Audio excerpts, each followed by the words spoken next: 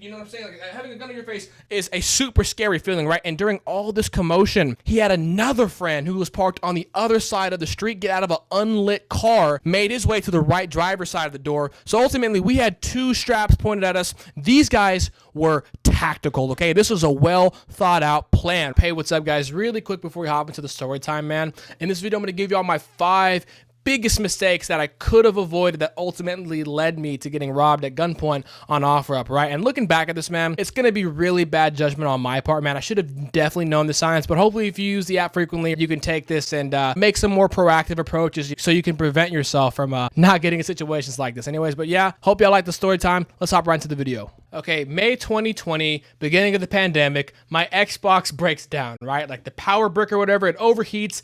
It's as dead as a doorknob, right? And at the time, I'm living with my roommates, Tim and Isaac, okay? So the first thing that we did naturally was, try and contact Walmarts and Best Buys, and either they were out of stock of Xboxes or they're trying to sell it to us for like $300, and I wasn't trying to pay anywhere near that for an Xbox, right? So we went and did the next best thing, and that's go to like OfferUp, right? And after like 2 or 3 days of scurrying the web, right, my buddy Tim finds a guy named Derek, and this guy Derek is selling the Xbox at like $210. Normally, guys, they retail for like $235 and up, so price-wise, it's a good deal. So I ended up getting Derek on the phone. I chat with him, yada, yada, yada, yada. And I get the price down from $210 to $180. And this was my first red flag. And it's not because he like brought the price down, but it's because he had no objection at all, guys. He's like, yeah, sure. Yeah, sounds great. No problem. It almost sounded like he was too eager to sell an Xbox One S, but then I was like, you know what? It's a pandemic. He might be really hurting for money, or who knows how long he's been trying to sell it for. So I was like, you know what? Sure, sounds good. So anyways, like, hey man, check it out. I'll be able to sell it to you today. I get off at work at 7. Meet me in my crib and I'll sell it to you. And I said, cool, no problem, bet. So this is when the onslaught of red flags start to happen, okay? So 7 o'clock pulls around. Derek calls us and he's like, hey guys, I'm still at work. Not going to be able to meet you until like 8:30 or 9.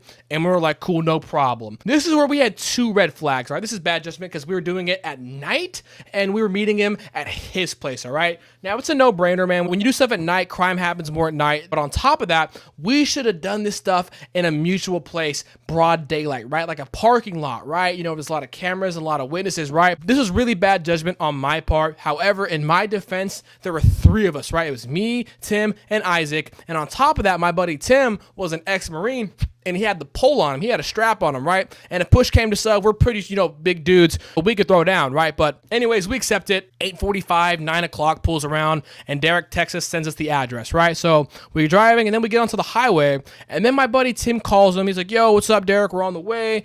How do you want to take care of this? You want to do Venmo or PayPal, right? And then Derek said, no, cash only. Cash only. I don't have PayPal. I don't have none of that shit. And this was like a red flag moment right here. To me, when someone says cash only and they're adamant about it, cash only sounds like you don't like paper trails, right? You don't want to be scanned. I understand if cash is your like preferred style of handling like transactions, but dude, if you don't have like any form of like online banking in 2020, that's kind of sus to me, bro. So I'm like, nah, this ain't right. And my buddy Tim, there he was trying to calm me down. He was like, bro, listen, a lot of blue collar, construction mechanic jobs operating cash only. Maybe he's just doing that so he doesn't get scammed, And I was like, damn, that does make sense. But still, it's like my gut just wasn't really feeling it, man. But we decided to go through with it anyways. Pretty much like 35 minutes away from where we're going to meet this dude, right? And, so we're driving.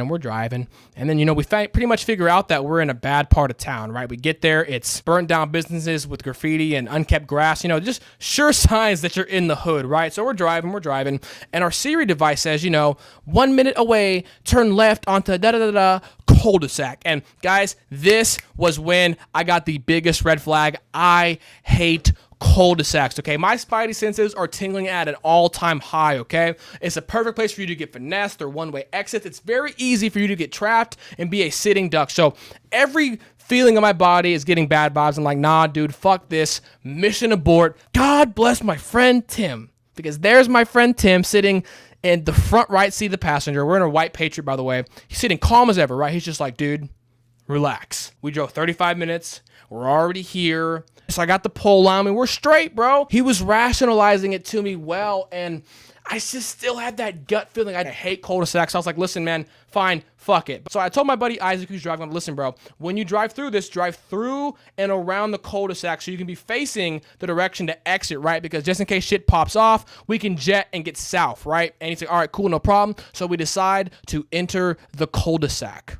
So Isaac's driving through the cul-de-sac like we informed him to, right? All of a sudden, though, this kid comes running out of a house, right, flagging us down, and in his right hand, he's got a big, like, white bag, right? And it looks like it's forming like an Xbox shape, right? So Isaac pulls up to the kid and parks, and this proved to be a crucial mistake. Why? Because we didn't get through the cul-de-sac, right? So anyways, man, I roll the window down, right? I roll the window down, and it's this kid, like 17 or 18 years old, right? He's just smiling at me, and he's like, what's up? You got the money?